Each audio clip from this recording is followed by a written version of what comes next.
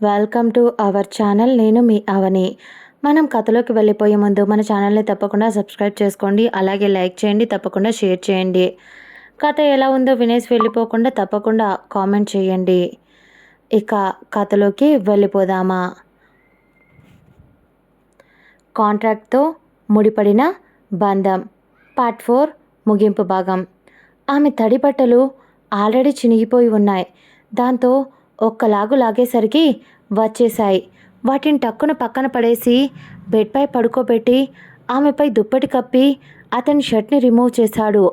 కావ్య మాత్రం మత్తుగా చూస్తుంటే మెల్లగా ఆమె మీదికి ఒరిగి ముద్దు పెట్టి ఆమె చెక్కిళ్ళపై ముద్దు పెట్టి అలాగే ముక్కును కొరికి ఆమె చెవి తెమ్మను చిన్నగా లాగి ఆఖరణ ఆమె పెదాలను డీప్గా కిస్ చేయడం మొదలుపెట్టాడు.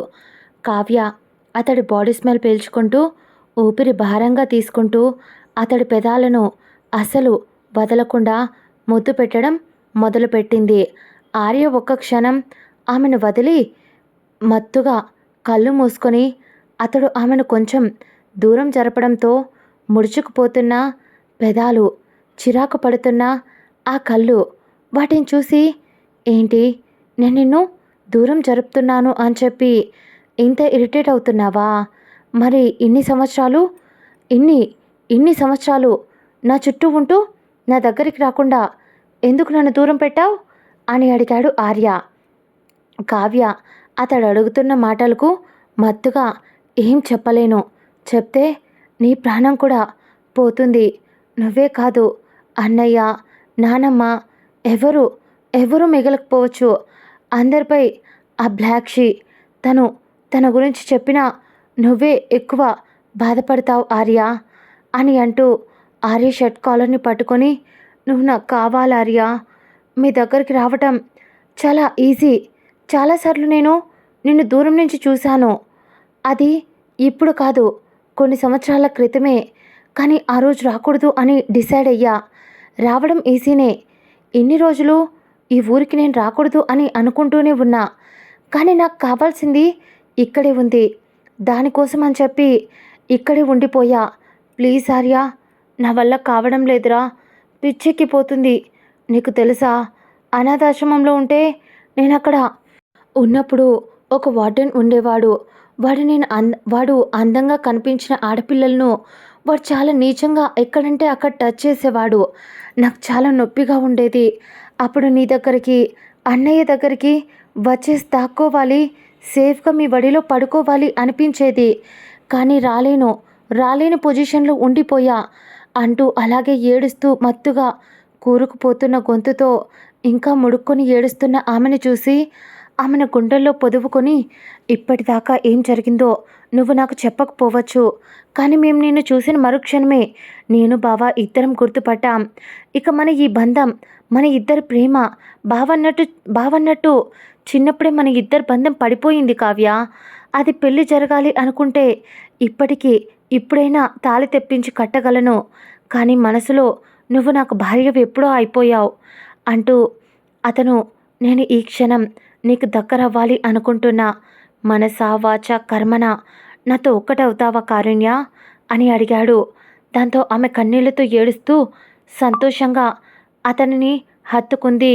ఆర్య కూడా ఆమెకు ముద్దు పెడుతూ ఆమె డ్రెస్ పూర్తిగా ఆమె నుంచి ఎప్పుడు వేరైపోయిందో, ఇద్దరు ఒకరిలో ఒకరు కలిసిపోవటం, ఆ గది మొత్తం వాళ్ళ వేడి ఉచ్ఛ్వాస నిశ్వాసాలతో నిండిపోయింది. తియ్యటి మూలుగులు, ఇద్దరు ఒకరిపై ఒకరిని ఒకరు పెనవేసుకుంటూ ఊహల్లో తేలిపోతూ అందమైన తీపి తొలి కలయికను రుచి చూస్తూ కొంచెం నొప్పి, కొంచెం బాధ, అంతులేనంత సంతోషం, మరువలేని మధురమైన జ్ఞాపకాలను ఇద్దరు పోగు చేసుకుంటూ ఒకరిలో ఒకరు కలిసిపోయారు. అలా దాదాపు తెల్లవారేసరికి ఎన్నిసార్లు కలిశారో వాళ్ళకే తెలియదు. ఇక వీళ్ళ కథ ఇలా ఉంటే ఆదిత్య ఆర్య వాళ్ళని అక్కడ వదిలి వెళ్ళిన తర్వాత ఆఫీస్కి వెళ్ళాడు. అప్పటికే టైం చాలా అయిపోయింది. దాదాపు ఈవినింగ్ కావస్తూ ఉంటే అప్పుడు ఎందుకు అంజలి గుర్తు వచ్చేసరికి అంజలికి కాల్ చేశాడు. అతడు ఆఫీస్కి వెళ్లకుండా డైరెక్ట్గా ఇంటికి వెళ్దాం అనుకున్నాడు. కానీ అంజలి గుర్తొచ్చేసరికి ఆఫీస్ బయట నుంచే తనకి కాల్ చేశాడు. అంజలి ఫోన్ లిఫ్ట్ చేసి కొంచెం నీరసంగా హలో అంది. ఆమె గొంతులోని మార్పు చూసి అంజు ఏమైంది అన్నాడు. దాంతో అంజు కొంచెం భయపడుతూ ఎక్కడున్నారు సార్ మీరు? మీకు కాల్ చేశాను కానీ మీ కాల్ నాట్ రీచబుల్ అని వస్తుంది. చాలాసార్లు చేశాను అని చాలా డల్గా చెప్పేసరికి ఏమైంది అంజు అన్నాడు. అంజలి కొంచెం భయపడుతూ నాకు భయంగా ఉంది సార్, మీరు ఆఫీస్కి వస్తారా అనేసరికి అంజు నువ్వు ఇంకా ఆఫీస్లోనే ఉన్నావా అని అడిగాడు. ఆదిత్య టైం అప్పటికే చాలా అవ్వడంతో అంజలి అవును సార్ ఆఫీసులోనే ఉన్నా అనడంతో అంజలి సార్ నేను మీ క్యాబిన్లో ఉన్నా అనేసరికి ఆదిత్య కార్ని చాలా స్పీడ్గా ఆఫీస్కి దగ్గరలోనే ఉన్నాడు కాబట్టి 5 మినిట్స్లో ఆఫీస్కి చేరుకున్నాడు. కార్లో నుంచి కంగారుగా కిందికి దిగి ఆఫీస్లోకి నడిచాడు. అందరూ వెళ్ళిపోయారు ఆల్మోస్ట్. సెక్యూరిటీ ఎక్కడికక్కడ లాక్స్ కూడా వేసేశారు. ఆదిత్య రావడంతో సార్ మీరేంటి ఈ టైంలో అనేసరికి నేను లోపలికి వెళ్తున్నా లాక్ ఓపెన్ చేయి అనేసరికి సెక్యూరిటీ లాక్ ఓపెన్ చేశాడు. ఆదిత్య లోపలికి వెళ్ళాడు. పైన రూఫ్ టాప్లో ఉండాల్సిన సెక్యూరిటీ కూడా టైం అయిపోవడంతో వాళ్ళు కూడా వెళ్ళిపోయారు. మొత్తం బయటంతా చీకటి కమ్మేస్తూ ఉంటే ఆదిత్య మొత్తం లైట్స్ అన్నీ వేసుకుంటూ మొత్తం ఆన్ చేయించి అతడి గది దగ్గరకు వచ్చి లైట్ వేశాడు.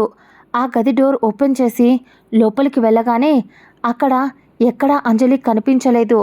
ఒక్క క్షణం భయం వేసి అంజు అంజు అని గట్టిగా పిలిచాడు. పిలుపుకు ఉలిక్కిపడి లేచిన అంజలి ఆదిత్య కూర్చొని ఉండే ఆ టేబుల్ కింద నుంచి బయటికి వచ్చి ఒక్క క్షణం ఆదిత్య షాక్లో ఆమె వైపు చూశాడు. కానీ అంజలి భయపడిపోతూ ఆదిత్యను చూసి కన్నీళ్లతో అతడి వైపు పరిగెత్తి గట్టిగా అతన్ని హత్తుకుంటూ ఒకసారి నాకు చాలా భయంగా ఉంది, నన్ను వదిలేసి ఇంకెక్కడికి వెళ్ళకండి, నాకు చీకటంటే ప్లీజ్ చాలా చాలా భయం, ప్లీజ్ సార్ అని ఏడవడం మొదలుపెట్టింది. ఆదిత్య ఆమెను హక్ చేసుకొని ఏం కాదంజు నేనున్నాను కదరా, నువ్వు భయపడకు, నీకు నీడలా నీకు ధైర్యంలా ఎప్పుడూ నీ చెయ్యి వదలకుండా ఉంటానని మాటిచ్చాను కదా. ఈ ఆదిత్య ఒకసారి మాటిస్తే జీవితంలో వదిలే ప్రసక్తే ఉండదు అనేసరికి కన్నీళ్లతో ఇంకా టైట్గా హత్తుకుంటూ అలాగే ఏడుస్తూ ఉండిపోయింది అంజలి. అప్పుడు ఆదిత్య ఏమైందంజు, ఎందుకు ఇంతలా భయపడుతున్నావు, నీ బాడీ ఎందుకింత భయపడిపోతుంది, ఎందుకింత చల్లబడిపోయింది అనేసరికి అంజలి సార్ అదేంటంటే సార్ నాకు కూడా అర్థం కావడం లేదు, ఈరోజు నేను మా అమ్మని చూశాను సార్ మొదటిసారి అనేసరికి ఆదిత్య వాట్ అన్నాడు. మీ అమ్మ బతుకుందా అంజు, మీ అమ్మ లేదు అని నువ్వే చెప్పావు కదా అనేసరికి అంజలి కన్నీళ్లతోనే తల ఊపుతూ మా అమ్మ నాన్న చిన్నప్పుడే చనిపోయారు సార్, ఆ విషయం నా కళ్ళతో నేను చూశాను, కానీ ఇప్పుడు ఆవిడ నా కళ్ళ ముందు ఇలా తిరిగి వచ్చేసరికి భయం వేసింది, ఇది నా భ్రమ లేక ఆవిడ ఆత్మ నా ముందే ఆవిడ ఆఫీసులోకి వచ్చింది, ఈ విషయం చెప్పడానికి భయంతో నా వల్ల కాక మీ ఆఫీస్ రూమ్కి వచ్చా, మీరు ఇక్కడ లేరు ఇంటికి వెళ్ళిపోదాం అనిపించింది, భయం వేసింది ఇక్కడ ఉండాలి అంటే, కానీ నా దగ్గర ఇంటికి లేవు సార్, కావ్య దగ్గర ఉన్నాయి, తను కాల్ లిఫ్ట్ చేయడం లేదు సార్, ఎక్కడికి వెళ్ళాలో తెలియడం లేదు, అందుకే గుర్తొచ్చింది అప్పుడు అతడికి. దాంతో ఆమె వైపు చూసి ఆమె కంట్లో కన్నీళ్ళు తుడిచి ఏం జరిగినా నేను చూసుకుంటా అంజు, మీ అమ్మ వచ్చింది అని భయపడుతున్నావో లేదా భ్రమపడుతున్నావో బాధపడుతున్నావో, నిజంగానే ఆవిడ వచ్చిందో మనకు తెలియదు కదా, నేను చెక్ చేస్తా ఓకేనా అన్నాడు. దాంతో అంజలి అతన్ని అలాగే హత్తుకొని నిజంగానా అని అడిగింది. ఆదిత్య నిజంగా ప్రామిస్ ఇస్తున్నా, సరే ఇప్పుడు నాతో పాటు మన ఇంటికి వస్తావా అని అడిగాడు. అంజలి అలాగే అతడి కళ్ళలోకి చూస్తూ తల ఎత్తకుండా దించేసి వస్తాను అన్నట్టు తల ఊపింది. దాంతో ఆమె చెప్పింది కాబట్టి ఇక డైరెక్ట్గా కార్లో కూర్చోబెట్టి ఆమెను ఇంటికి తీసుకెళ్లాడు. అలాగే ఎవరికో కాల్ చేసి ఆ రోజు మొత్తం సీసీటీవీ ఫుటేజ్, అంజలి ఏ టైం నుంచి తన రూమ్కి వెళ్ళిందో, అంతకుముందు ఆమె ఎక్కడ ఉందో, ఆమె చుట్టూ ఏం జరిగిందో మొత్తం సీసీటీవీ ఫుటేజ్ కావాలి అని ఆదిత్య చెప్పేసరికి అటు పక్కన ఉన్న ఆదిత్య చెప్పిన పర్సన్ ఓకే సార్ అని చెప్పి కాల్ కట్ చేశాడు. ఇక్కడ ఆదిత్య అంజలిని ఇంటికి తీసుకువచ్చి ఆమెకు ఫ్రెష్ అవ్వమని చెప్పాడు. ఆమె ఏదో ఆలోచనలోనే వెళ్ళి ఫ్రెష్ అయ్యి వచ్చి బెడ్ పైన కూర్చొని ఆలోచిస్తూ ఉంది. ఒకవేళ తను మా అమ్మ అయితే ఎన్ని సంవత్సరాలు నా దగ్గరికి ఎందుకు రాలేదు సార్ అని తిరిగి అదే క్వశ్చన్ని అడిగింది. ఆదిత్య ఆమె వైపు చూస్తూ ఫుడ్ ప్లేట్ చేతిలోకి తీసుకొని, తను మీ అమ్మ అయితే నీ దగ్గరికి రాలేదు అని నువ్వు బాధపడుతున్నావు. ఒకవేళ తను మీ అమ్మ కాకపోవచ్చు కదరా అనేసరికి అప్పుడు అంజలి కొంచెం తన మనసు కుదుటపడినా నిజంగా తన అమ్మ అయ్యి ఉండదు కదా, తనలా ఉండే ఇంకో పర్సన్ కదా, అయ్యి ఉంటుందిలే అనేసరికి అతడు చిన్న స్మైల్ ఇచ్చి ఆమె ఆతృతను తగ్గిస్తూ నేను చూసుకుంటా అని చెప్పా కదా, ఇక ఆవిడ ఎవరో నేను నీకు చెప్తాను కనుక్కొని, ఆల్రెడీ అన్నీ చెప్పేశాను అనేసరికి దాంతో అంజలి సైలెంట్ అయిపోయింది. ఆదిత్య ఆమెకు అన్నం కలిపి తినిపిస్తూ ఉంటే ఆదిత్య కళ్ళ వైపు చూసి నాకు మాత్రమే అన్నం తినిపిస్తున్నారు, మీరు మాత్రం తినడం లేదు అని అంది. కొంచెం అలిగినట్టు మొహం పెట్టి ఆదిత్య చిన్న స్మైల్ ఇచ్చి అతడు కూడా తినడం మొదలుపెట్టాడు. ఆమెకు తినిపిస్తూ మళ్ళీ అంజలి అయ్యో నా మతిమరుపు మండ, నాకు మీరు తినిపిస్తూ ఉంటే ఆ ఎంగిల్ చేత్తోనే మిమ్మల్ని తినమని చెప్పాను, సారీ అండి అని అంది. అతడు కొంచెం కోపంగా చూసి అంజలి ఎక్కువ వాగేశావు, నోర్ముయ్, అయినా నీ ఎంగిల్ తింటే తప్పేంటి, నువ్వు నా పెళ్ళానివి, ఎంగిల్ తినడంలో ఏ ప్రాబ్లం లేదు, నీకేదైనా ప్రాబ్లమా నా ఎంగిల్ తినడంలో అంటూ ఆమె మీదిగా వచ్చి ఆమె మొహంలో మొహం పెట్టి అడిగాడు. ఒక్క క్షణం అంజలి తడబడుతూ మొహం పక్కకు తిప్పేసింది. ఆమె ఊపిరి పీల్చుకొని విధానంలో కూడా తేడా వచ్చింది. అది గమనించిన ఆదిత్య చిన్న స్మైల్ ఇచ్చి సైలెంట్గా ఉన్నాడు. అలా అతడు మాట్లాడిస్తూ ఉంటే ఆమె అతడితో మాట్లాడుతూ ఎప్పుడు నిద్రలోకి జారుకుందో ఆమెకే తెలియకుండా ఫుల్లుగా నిద్రపోయింది అంజలి. నిద్రపోయిన ఆమెను చూసి ఆమె నుదురుపై ముద్దు పెట్టి ఆమెను అడ్జస్ట్ చేసి పడుకోబెట్టి తర్వాత బయటికి వచ్చి హాల్లో సోఫాలో కూర్చొని అంజలి గురించి ఆలోచించడం మొదలుపెట్టాడు ఆదిత్య. ఒకరోజు ట్రాఫిక్లో ఒక చిన్న పాప బెలూన్స్ అమ్ముతూ ఉంది. ఆ పాపకు ఒక్క బెలూనైనా కొనకపోతారా అని చెప్పి ఆలోచిస్తూ ఆకలి కడుపు మీద చెయ్యి పెట్టుకొని బాధపడుతూ ఉంది. ఆ పాపను కారులో నుంచి చూసిన ఆదిత్యకు ఎందుకో జాలి వేసి తన అసిస్టెంట్కి చెప్పి ఆ పాపను మన ఆర్ఫనేజ్లో చేర్పించి తనకేం కావాలో చూడు, దగ్గరుండి ఫుడ్, చదువు, బట్టలు అన్నీ ఇప్పించాలి అనుకున్నాడు ఆదిత్య.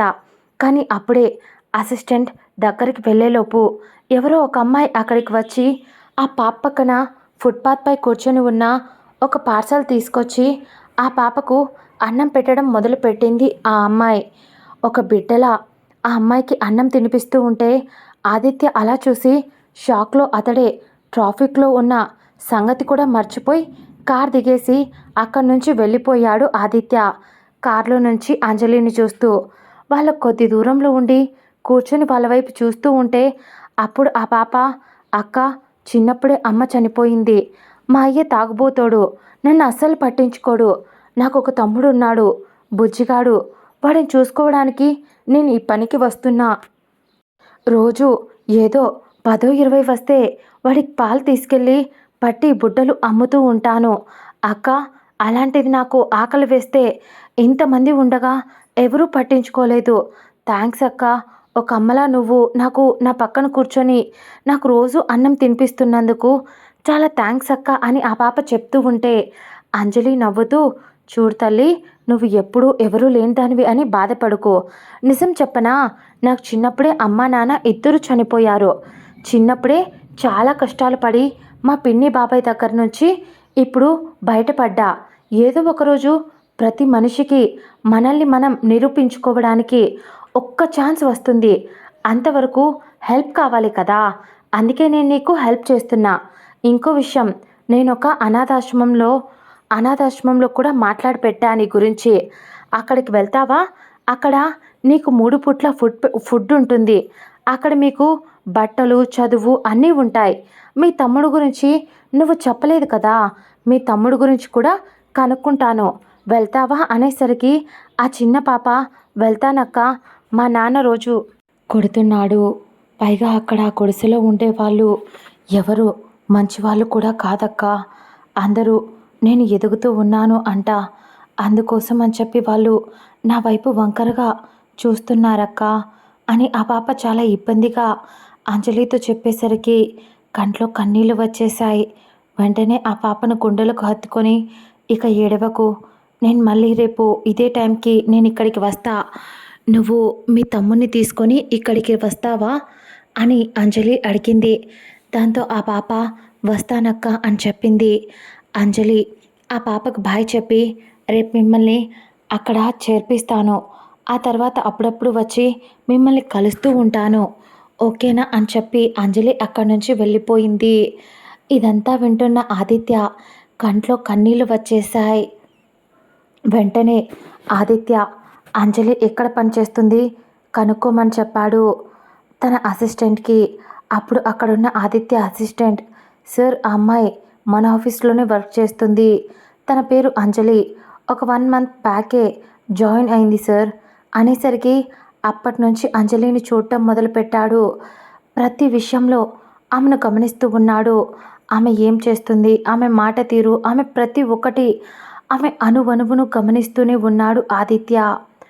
ఆమె ఎలాంటి బట్టలు వేసుకుంటుంది, ఎలా నడుస్తుంది, ఎలా మిగతా వాళ్ళతో మాట్లాడుతుంది, ఇలా ప్రతి ఒక్కటి కూడా గమనిస్తూ ఉన్నాడు. అలా కాలం గడుస్తూ గడుస్తూ ఒకరోజు ఆదిత్య ఆమెకు ప్రపోజ్ చేయడం కోసం చూస్తూ ఆఫీస్ బయట వెయిట్ చేస్తూ ఉన్నాడు. కానీ ఆ రోజు తెలిసింది ఆదిత్యకు తన సాత్విక్ అనే ఒక అబ్బాయిని ఇష్టపడుతున్నట్టు. ఆదిత్యకు ఆ రోజే తెలిసింది ఆ సాత్విక్ గాడు తన కంపెనీలో ఫ్రాడ్ చేస్తున్న వెధవ, ఇద్దరూ ఒకటే అని చాలా కోపం వచ్చింది ఆ సాత్విక్ గాడిపై. కానీ కంట్రోల్ చేసుకుంటూ కేవలం అంజలి వాడిని ఇష్టపడింది అని ఒకే ఒక్క కారణం ఆదిత్యను వాడిని ఏం చేయనివ్వకుండా కాపాడుతూ వచ్చింది. అలా కాలం గడుస్తూ గడుస్తూ ఆ రోజు ఆమె ఎంగేజ్మెంట్ అని తెలిసిన క్షణాన తట్టుకోలేకపోయాడు. అందుకే ఎంతో కోపంగా అక్కడి నుంచి వెళ్ళిపోయాడు. ఎంగేజ్మెంట్ అయిపోయింది. ఆపాలి అనుకున్నా ఆపలేకపోయాడు. ఎందుకంటే ఆమె నువ్వు ఎవరు అని అడిగితే అతడేమని చెప్పగలడు సమాధానం? లేదు, ఎవరు అతనికి లేరు అని అనుకున్న టైంలో ఒక వెలుగులా వచ్చి అతన్ని చుట్టేసింది. చుట్టూరా ఆమె పరిమళమే వస్తూ ఉంటే అవన్నీ తలుచుకుంటూ ఆదిత్య కూడా నిద్రపోయాడు. మరుసటి రోజు టైం 9 అవుతుండగా చాలా బాడీ పెయిన్స్గా ఉన్నట్టు అనిపించి మెల్లగా లేచి కూర్చుంది కావ్య. ఒక్క క్షణం కావ్య తన మత్తు కళ్ళతో ఆమెపై ఏదో బరువుగా అనిపిస్తూ ఉంటే అక్కడ చూసేసరికి అక్కడ ఆర్య ఉన్నాడు. కంగారుగా అతన్ని దూరం నెట్టి దుప్పటిని కొంచెం పైకి లాక్కుంటూ కోపంగా ఆర్యతో, మిస్టర్ ఆర్య, ఏం చేశావు నువ్వు అని అంటూ అరుస్తూ ఉంది. ఆర్య కొంచెం మెలకువ వచ్చి ఆమె వైపు చూసి, లేచావా, మరి లేచి ఎందుకలా గీపెడుతున్నావు, చెవులు కూడా మోగిపోతుంది అని అతడు కొంచెం అడిగేసరికి ఆర్యన్ అలా చూసి కావ్య కోపంగా ఉక్రోషంగా, నీకెంత ధైర్యం ఉంటే నా వంటి మీద చెయ్యి వేస్తావు, అదే ఇలా అని కన్నీళ్లు వస్తున్నా వాటిని బయటికి రానివ్వకుండా కోపం ఎక్కడ తగ్గిపోతుందో అని వెంటనే అడిగింది కోపంగా, మొండిగా. దానికి ఆర్య ఆమె వైపు చూసి చిన్న స్మైల్ ఇచ్చి వెంటనే ఆమెను తన మీదికి లాక్కొని గట్టిగా హక్ చేసుకున్నాడు. అంతే, జల్లుమని ఏదో తెలియని ఫీలింగ్ గుండెల్లో దడబదులు. నన్ను వదులు అంటూ అరుస్తూ ఉంది ఆమె.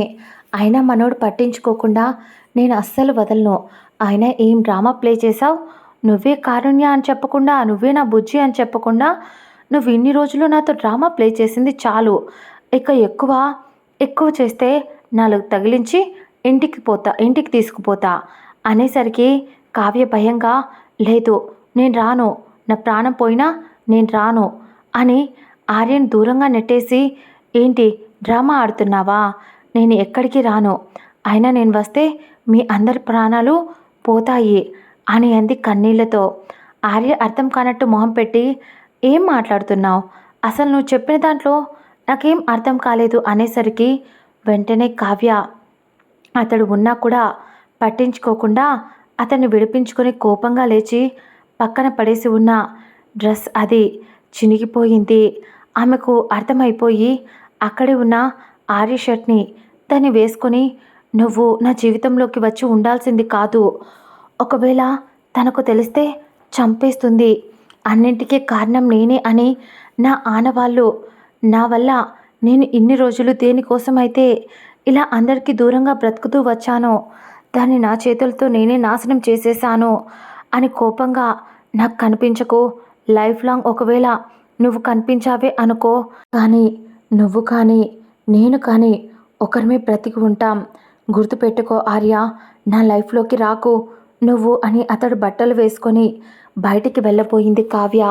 వెళ్ళిపోతున్న ఆమెను చూసి కోపంగా ఆమె చెయ్యి పట్టి మళ్ళీ బెడ్ మీదకి విసిరి ఆమె మీదికి చేరి, ఏం మాట్లాడుతున్నావు కావ్య, సారీ అలియాస్ బుజ్జి పాప, నేను చిన్నప్పుడే నువ్వు చనిపోయావు అంటే ప్రాణం అలసిపోయేలా వెతికిన తర్వాత కూడా నేను నమ్మలేదే నువ్వు చనిపోయావు అంటే, అలాంటిది ఇప్పుడు కనిపించి ఇన్ని సంవత్సరాల తర్వాత అలా ఎలా వదిలేస్తామనుకున్నావు, నాకు నువ్వు కావాలి, నువ్వు లేకుండా నేను ఉండలేను, అలాగే ఏం జరిగిందో చెప్పు, ఏం చేయడానికైనా ఏం జరిగినా చూసుకోవడానికైనా నేను సిద్ధంగా ఉంటాను అనేసరికి కావ్య గట్టిగా అతన్ని నెడుతూ, ప్లీజ్ ఆర్య, నన్ను వదులు, నేను వెళ్ళిపోవాలి, అసలు నువ్వు అనుకున్న ఆ అమ్మాయిని కూడా నేను కాదు, నువ్వు తప్పుగా భ్రమపడుతున్నావు, నేను అసలు ఆ కారుణ్య కాదు, నా పేరు కావ్య అని మళ్ళీ చెప్పింది.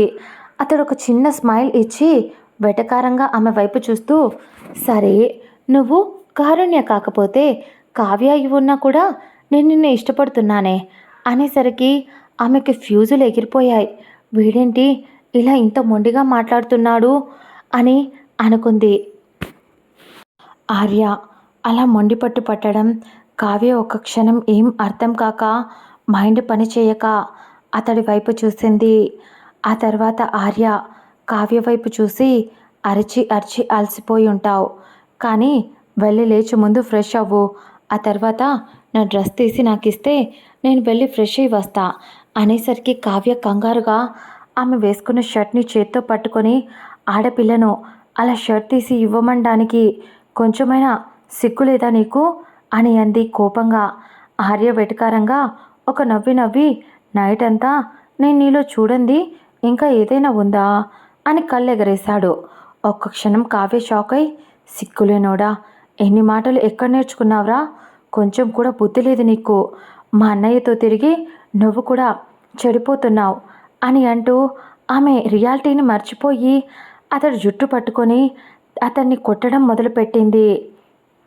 అంతే, ఒక్క క్షణం ఆర్య ఆమె వైపు చూస్తూ బుజ్జి అన్నాడు. ఆ పిలుపుకు ఒక్క క్షణం షాక్తో అతడి వైపు చూస్తూ అలాగే ఉండిపోయింది.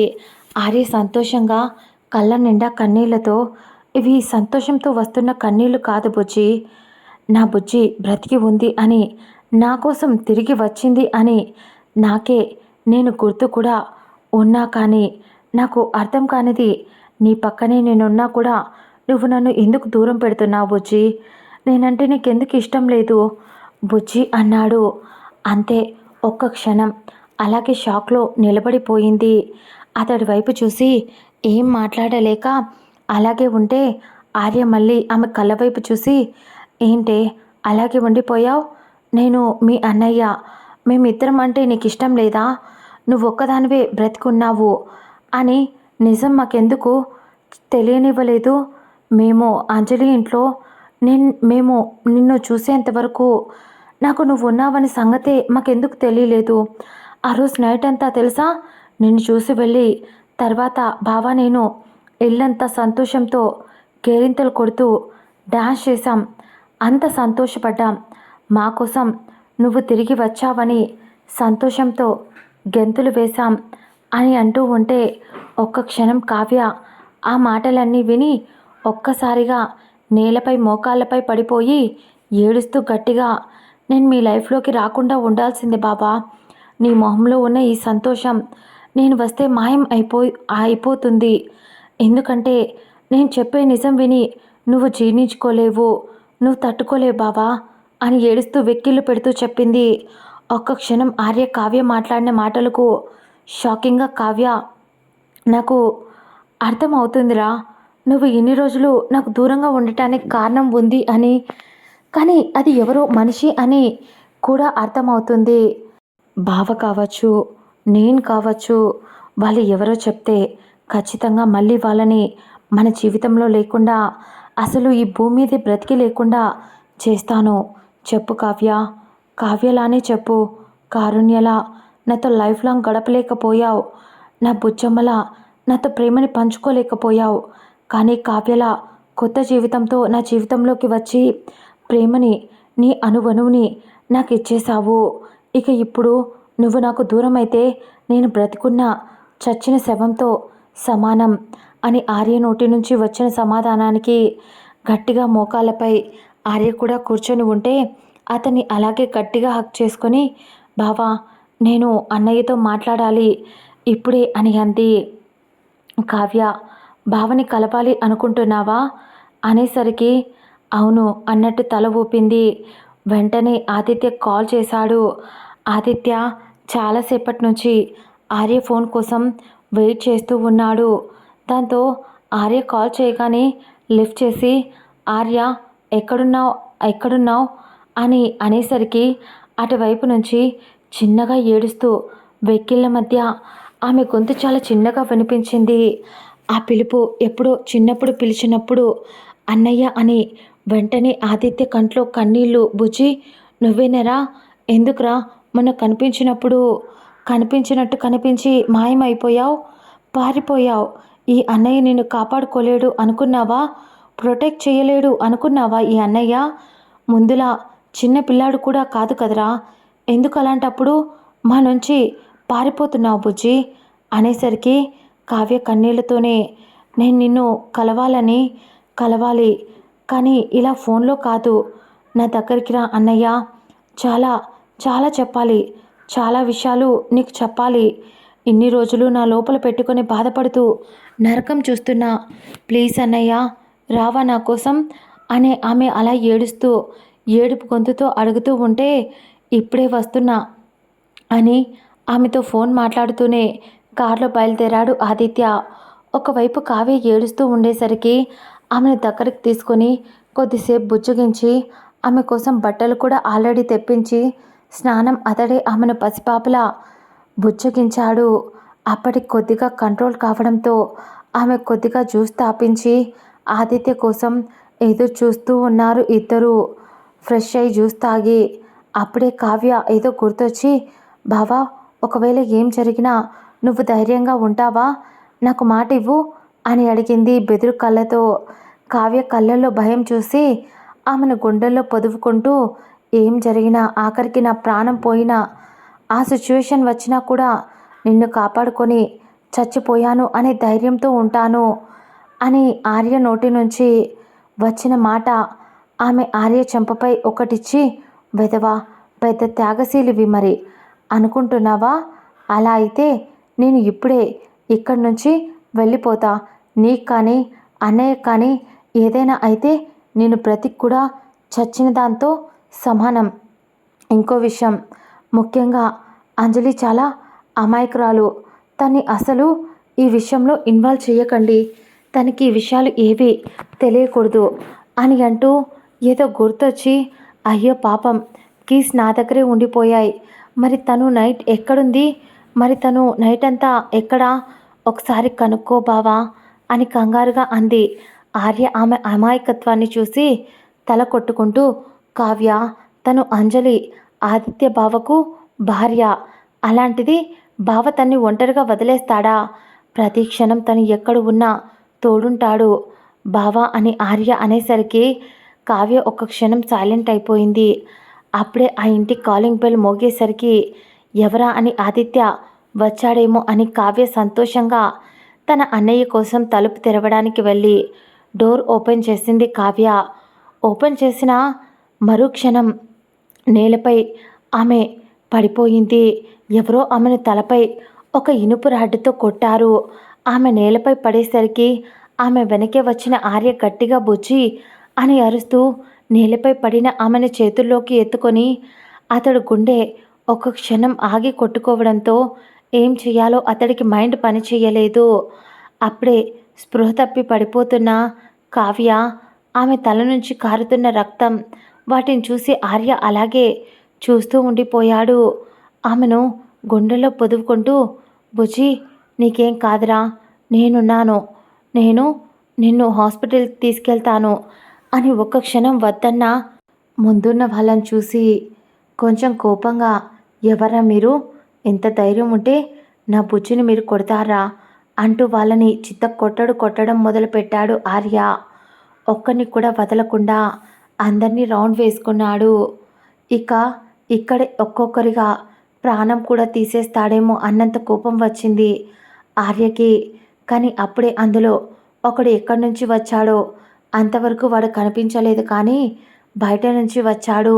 వచ్చి కింద నేలపై పడి ఉన్న మెడకు కత్తి పెట్టి ఆమె స్పృహ తప్పి పడిపోవడంతో, హే ఇప్పటిదాకా ఎక్కువ చేశావు, నోరు మూసుకొని సైలెంట్గా ఉండు, లేదంటే దీని ప్రాణం గాల్లో కలిసిపోతుంది. ఎంత ధైర్యం ఉంటే మా వాళ్ళందరినీ ఇంత ధైర్యంగా దారుణంగా కొడతావా? నాకు కేవలం అంటే కేవలం దీన్ని మాత్రమే చంపేయమని కాంట్రాక్ట్ వచ్చింది. నేను టచ్ చెయ్యొద్దని వాళ్ళు ఆల్రెడీ చెప్పారు. కాబట్టి సైలెంట్గా ఉండు, లేదంటే నా కొడుక నీ ప్రాణం కూడా నా చేతుల్లోనే పోయేది అని వాడు అంటూ ఉంటే ఆర్య కోపంగా, కాంట్రాక్ట్ ఇచ్చారా, ఎవరు అన్నాడు నిప్పులు కురిపించే కళ్ళతో. అప్పుడే అందులో ఉన్న ఒకవాడు ముందుకు వచ్చి, మేము ఇవన్నీ ఇప్పుడు చెప్పం, అయినా మాకు ఈ అమ్మాయి కావాలి, తన్ని మాత్రమే తీసుకురమ్మన్నారు అని కావ్యం చూపెట్టి జుట్టు పట్టి మరీ ఈడ్చుకెళ్తూ ఉంటే ఒక క్షణం కడుపు మండిపోయింది. ఎన్ని రోజులు చాలా నరకం అనుభవించాను బావా అని తను అన్న మాట తట్టుకోలేకపోయాడు. వెంటనే మీకు కాంట్రాక్ట్ ఇచ్చారు కేవలం కావ్యను మాత్రమే చంపమని, నన్ను ఏం చెయ్యొద్దు అని. అలాంటప్పుడు కాంట్రాక్ట్ వచ్చింది అని నువ్వు చెప్పావు కదబే, అందుకే ఇప్పుడు ఒకవేళ నా ప్రాణం పోతే మీరు ఆ తర్వాత అమ్మాయిని చంపేసి కూడా నేను చూడను కదా. అప్పుడు మీకు ఆ కాంట్రాక్ట్ ఇచ్చిన వాడు కూడా నా చావును చూసి ఖచ్చితంగా వాడికి నష్టమే ఉంటుంది. అందుకే వాడు మీతో అలా చెప్పి ఉంటాడు. అందుకే నాకు మీ బాస్ దగ్గరికి తీసుకెళ్తారా, లేదా నా ప్రాణాన్ని నేనే తీసుకోమంటారా? అక్కడ ఉంది కదా, అది నా ప్రాణం. దానికి ఏదైనా అయితే మీరు అడిగిన ఈ ప్రాణం నిజంగానే ఉండకపోవచ్చు. కాబట్టి నోరు మూసుకొని నన్ను మీ బాస్ దగ్గరికి తీసుకెళ్ళండి, లేదంటే అని అంటూ కత్తిని తీసి గొంతు దగ్గర పెట్టుకున్నాడు ఆర్య. అందులో ఉన్నవాడు ఒకడు ముందుకు వచ్చి, మా బాస్కి కాల్ చేశాం, ఆవిడ ఫోన్ లిఫ్ట్ చేయడం లేదు, సరే నిన్నే ఆవిడ దగ్గరికి తీసుకెళ్తాం పద అని ఆర్యను కూడా కారులోకి ఎక్కించారు.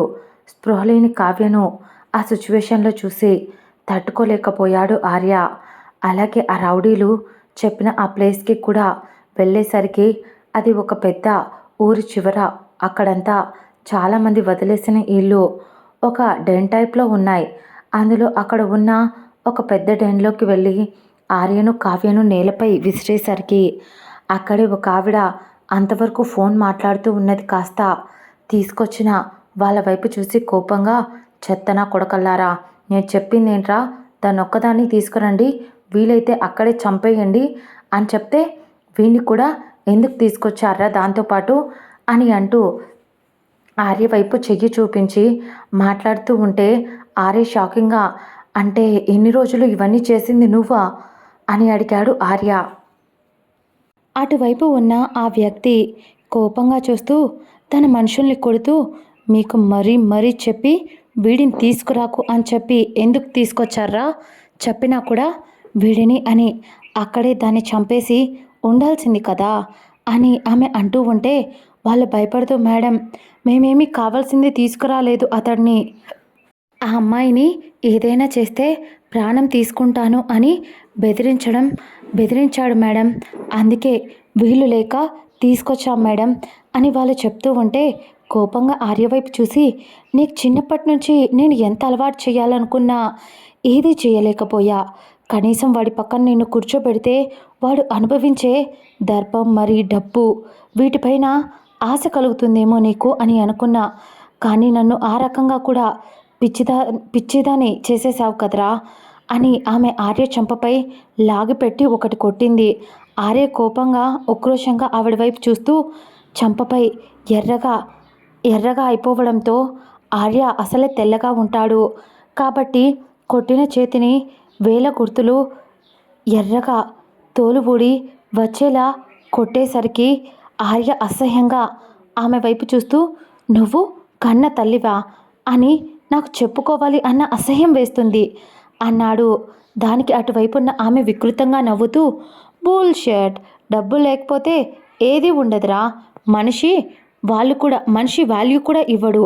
ఒకవేళ మీకు ఈ డబ్బు పరపతి ఏదీ లేకపోతే నువ్వు నన్ను దగ్గరకు తీస్తావా అని అడిగేసరికి ఆర్య ఆవిడ వైపు అసహ్యంగా చూస్తూ చిన్నప్పటి నుంచి డబ్బు డబ్బు అంటూ పాకులాడి ఆ డబ్బుతోనే బ్రతుకుతున్నావు కదమ్మా. అయినా ఎంత సంపాదించి ఏం చేసుకుంటావు? అయినా ఎన్ని రోజులు వీటన్నిటికీ కారణం నువ్వా?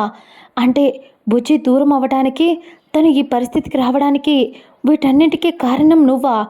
అయితే ఆ రోజు మామయ్య అత్తయ్య వాళ్ళు యాక్సిడెంట్లో చనిపోవడానికి కూడా కారణం ఎవరమ్మా? నువ్వే కదా అని అడిగాడు ఆర్య. దానికి చాముండి నవ్వుతూనే అతడి వైపు చూసి ఎవరు చెప్పారా వాళ్ళు చచ్చిపోయారు అని చెప్పి? వాళ్ళు చావలేదు. ఈ చేతులతో వాళ్ళ చావు చూడటానికి నా ఈ కళ్ళు ఎదురు చూస్తున్నాయి. మామయ్య అంటున్నావే, వాడు చావు అంత ఈజీగా నేను రానివ్వను. నా ఆశలపై, నా కోరికలు, నా ఇష్టాలు అన్నింటినీ కాల్చి ముక్కలు చేశాడు. అలాంటి వెధవ అసలు వాడిని అన్నయ్య అని పిలవాలన్నా నాకు అసహ్యంగా ఉంటుంది అని చాముండి అంటూ ఉంటే ఆర్య షాక్లో అలాగే చూస్తూ ఉండిపోయాడు. అక్కడే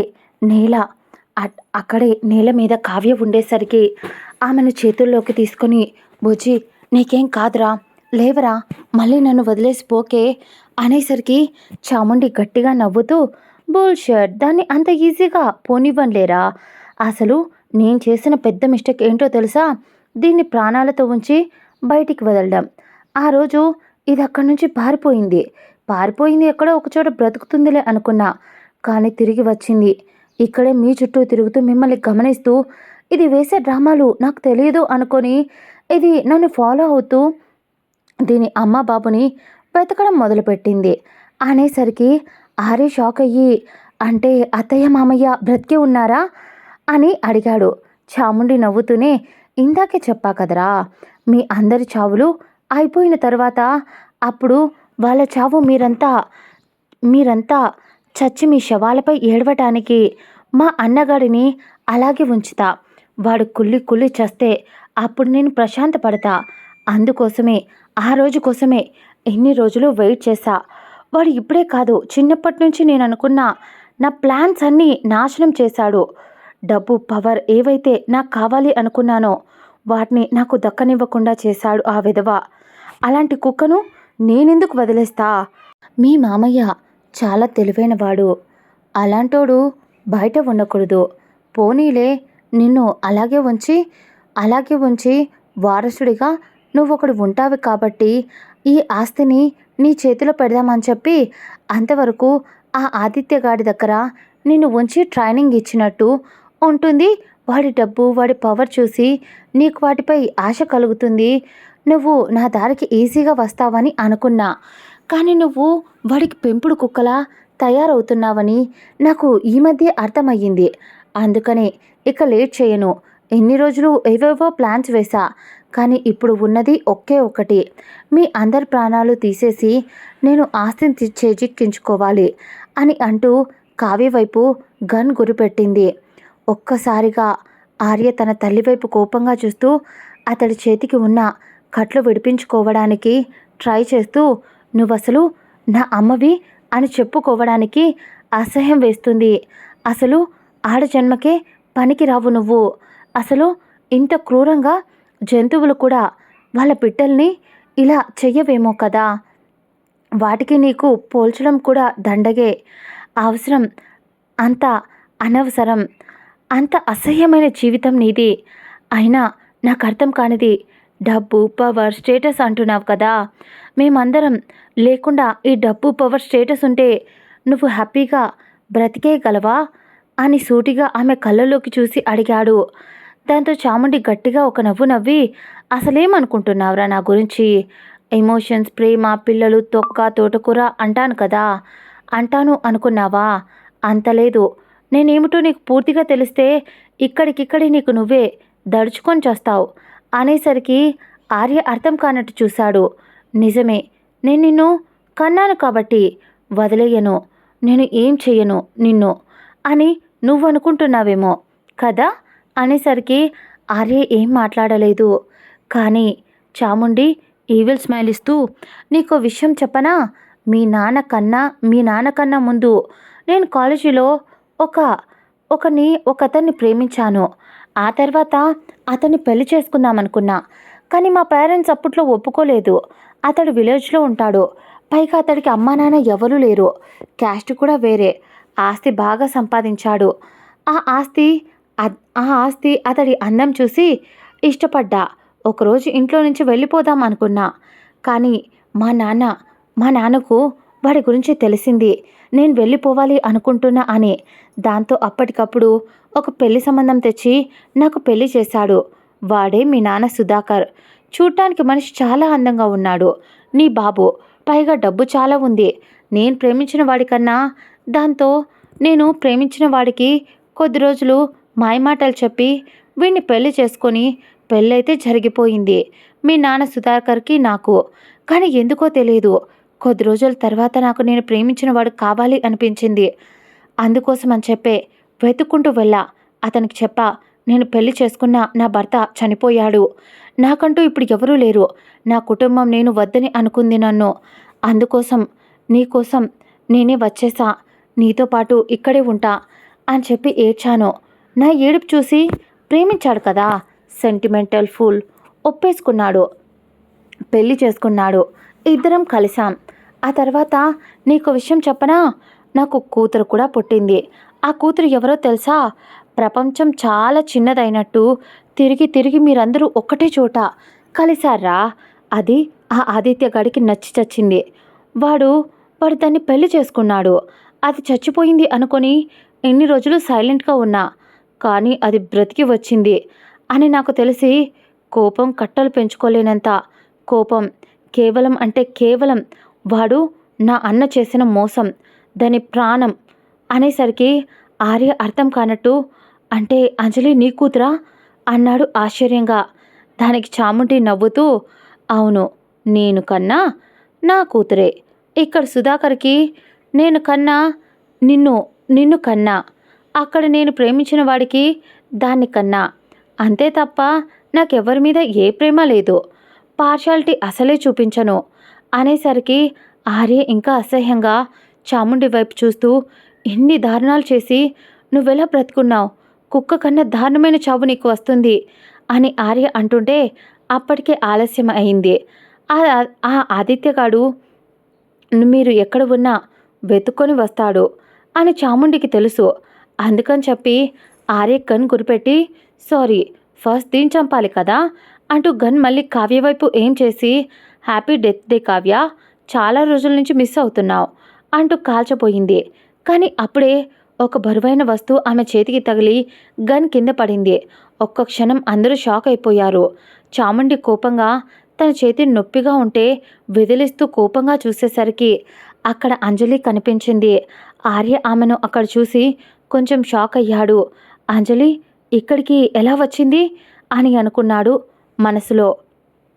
వెంటనే అంజలి వాళ్ళంతా షాక్లో ఉండగానే ఆర్య దగ్గరికి వచ్చి అతడు చేతులకు ఉన్న తాళ్ళను విప్పి కావ్యను తన చేతులతో తడుతూనే కావ్య అంటూ పిలుస్తూ ఉంది. అప్పుడే ఆర్య షాక్లో ఉంటే అంజలి, ఆర్య సార్ ఏంటి అలాగే చూస్తూ ఉన్నారు? కావ్యని హాస్పిటల్కి తీసుకెళ్దాం అనేసరికి ఆర్య లేచాడు. ఒక్కొక్కరిగా అక్కడ అందరినీ కొట్టడం మొదలుపెట్టాడు. ఆర్య అందరూ నేలపై పడుతూ ఉంటే కోపం తట్టుకోలేని చాముండి, ఆర్య కొట్టడం వల్ల అంతా ఇది చేసిన దానివల్లే కదా, దీనివల్లే, దీన్ని ఆ రోజు కని ఉండకపోయి ఉంటే బాగుండేది, నా ప్లాన్స్‌కి అడ్డు రాకుండా ఉండేది అని అనుకుంటూ ఆ గన్ తీసుకొని అంజలిని చంపడానికి చాముండి గన్‌ని గురిపెట్టింది. కానీ చాముండి కాల్చిన గన్‌లో నుంచి బుల్లెట్ బయటికి రావటం, అది వెంటనే అంజలికి తగులుతుంది అనుకున్న ఆఖరి క్షణంలో అక్కడికి ఆదిత్య వచ్చి అడ్డుగా నిలబడ్డాడు. అంతే, ఆదిత్య వీపులోకి ఆ బుల్లెట్ దిగిపోయింది. అంజలి షాక్‌లో భయపడి అలాగే చూస్తూ ఉండిపోయింది. ఒక్కసారిగా ఆమెను గుండెలో గట్టిగా దాచేస్తూ, "నీకేం కాదు, నేనున్నా అంజు, భయపడకు" అన్నాడు. ఆర్య చాముండి పేల్చిన గన్ సౌండ్‌కి అటువైపు చూసి, ఆర్య కోపంగా వచ్చి చాముండి దగ్గరికి వెళ్ళి, "కన్న తల్లివి అని చెప్పుకోవడానికి కూడా సిగ్గేస్తుందే" అంటూ లాగిపెట్టి ఒక్కటేసి ఆమె చేతిలో ఉన్న గన్ని లాక్కున్నాడు. లాక్కొని చాముండి నేలపై పడితే ఆర్య టెన్షన్‌గా ఆదిత్య దగ్గరికి వెళ్ళాడు. అప్పుడే చాముండి కోపంగా లేచి ఆర్య వెంట రాబోయింది. కానీ అక్కడే ఒక ఇనుపరాడు ఉండేసరికి దానిపై కాలు పెట్టి కొంచెం స్లిప్ అయ్యి, అది పాత గోడౌన్ కాబట్టి అక్కడ చాలా రకాల ఇనుపరాడ్లు, చువ్వలు అన్నీ ఉన్నాయి. డైరెక్ట్‌గా స్లిప్ అయిపోయి దానిపై పడింది చాముండి. అంతే, ఇటువైపు దిగి అటువైపు బయటికి వచ్చింది ఆ చువ్వ. కానీ ప్రాణం మాత్రం పోలేదు. నొప్పికి తనకలాడుతూ పేగులన్నీ బయటికి వచ్చి మాట రాక కాపాడమని ఆర్య వైపు చూస్తూ, "రక్తం ధారలుగా పోతుంది, కాపాడమని చెప్పింది." కానీ ఆదిత్య, అంజలి, ఆర్య ముగ్గురు చూశారు. కానీ ఒక్కరు కూడా రెస్పాండ్ అవ్వలేదు. అసహ్యంగా చూసి అక్కడ ఉన్న మనుషుల వైపు చూసేసరికి వాళ్ళు ఆల్రెడీ చాముండి పరిస్థితి చూసి, వాళ్ళ అమౌంట్ వాళ్ళకు ఎప్పుడో అందింది కాబట్టి, పైగా ఇలాంటి కేసులో ఇరుక్కుంటే విడిపించడానికి చాముండి కూడా ఉండదు కాబట్టి, ఖచ్చితంగా ఆమె ప్రాణం పోతుంది అని వాళ్ళు భయపడి ఆమెను అక్కడ వదిలేసి వాళ్ళు వెళ్ళిపోయారు. వెంటనే ఆదిత్యను, కావ్యను కారులో కూర్చోబెట్టి హాస్పిటల్‌కి తీసుకెళ్లారు. దాదాపు వీళ్ళు హాస్పిటల్ రీచ్ అయ్యేసరికి ఆర్య ముందే చెప్పి పెట్టాడు కాబట్టి 2 స్ట్రక్చర్స్ బయటికి వచ్చాయి. వాటిపై ఇద్దరిని పడుకోబెట్టి ఆ తర్వాత ఇద్దరిని లోపలికి తీసుకెళ్లారు. వాళ్ళు లోపలికి వెళ్ళిపోవడంతో అంజలి నేలపై కూలబడి ఆమెకు పదే పదే ఒకటే గుర్తొస్తుంది. ఆమెకు తగలాల్సిన బుల్లెట్ అది. అలాంటిది అది ఆదిత్యకు తగిలేసరికి ఆదిత్య ఆమెకెదురుగా రావటం, అది గుర్తొచ్చి గట్టిగా కళ్ళు మూసుకుంటూ భయంగా మోకాళ్ళలో తల దాచేస్తూ, "నాకు దగ్గరైన వాళ్ళు ప్రతి ఒక్కరూ దూరం అయిపోతారు. చిన్నప్పుడు నాన్న నన్ను ఎంత ప్రేమగా చూసుకునేవారో, కనీసం నాన్నతో గడిపిన జ్ఞాపకాలు కూడా గుర్తు లేకుండా అయిపోయాయి. ప్రతి క్షణం బాధ, కష్టం, భయంతోనే పెరిగా. కానీ ఆదిత్య గారు వచ్చిన ఈ కొద్ది కాలం నా లైఫ్ చాలా మారింది. ఆయనతో గొడవపడ్డా, ఆయనపై అలిగినా, ఏం చేసినా ఆయన నన్ను ఒక్క మాట కూడా అనరు అనే ధైర్యం కలిగించారు. ఆయన లేకపోతే నేను బ్రతకలేను అని ఆ సాత్విక్ గాడు టచ్ చేస్తే ఒళ్ళంతా కంపరంగా ఉండేది. కనీసం నా లిటిల్ ఫింగర్ పట్టుకున్నా కూడా చాలా అసహ్యంగా, కంపరంగా అనిపించేది. కానీ ఆదిత్య సార్ నాకు ఒక్క అడుగు దూరంగా ఉన్నా తట్టుకోలేకపోయింది నా ప్రాణం. ఖచ్చితంగా చెప్తున్నా, నాకు ఆదిత్య సార్ కావాలి" అంటూ గట్టిగా ఏడుస్తూ ఉంది అంజలి. ఆర్య అతడికి కూడా కంగారుగా ఉంది. ఒకవైపు అతడు ప్రేమించిన తన ప్రేమ, ఇంకోవైపు చిన్నప్పటి నుంచి తన అమ్మ, నాన్న అనుకుంటున్న తన బావ. ఇద్దరిని ఆ పొజిషన్లో, ఆ సిచ్యువేషన్లో చూసి అతని మైండ్ కూడా పనిచేయడం లేదు. ఇంకోవైపు ఇన్ని సంవత్సరాలుగా తన తల్లి ఇంత నమ్మక ద్రోహం చేసిందా జీర్ణించుకోలేకపోతున్నాడు ఆర్య. కోపంతో ఒకవైపు రగిలిపోతున్నాడు. కానీ అంజలి సిచ్యువేషన్ చూసి అతడికి భయం వేసింది. స్టార్టింగ్ ఆమెను చూసినప్పుడు ఆమె చాలా మొండిదిలా కనిపించింది.